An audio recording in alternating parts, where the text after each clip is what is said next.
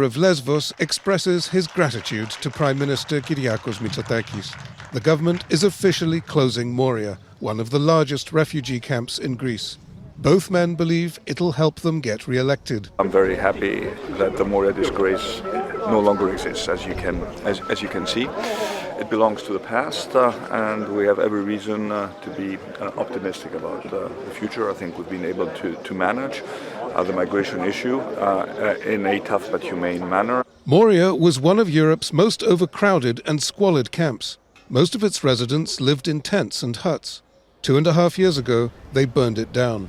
This is Moria, once home to some 25,000 refugees. Many were born here, grew up here, or died here. The island's refugee population is now 1/10 of that number. This government reflects the complete change in Europe's refugee policy over the past few years. It proudly proclaims that it's prevented some 700,000 illegal entries, protecting Europe's open internal borders and abolishing the status of these East Aegean islands as Europe's buffer zones.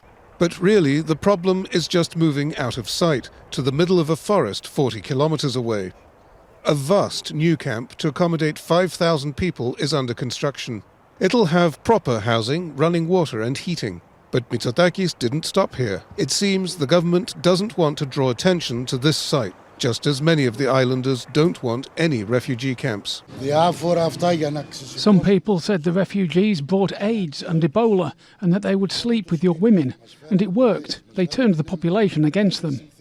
The turning point in policy came in March 2020, when the Turkish government announced it would no longer prevent refugees from crossing its borders into Greece.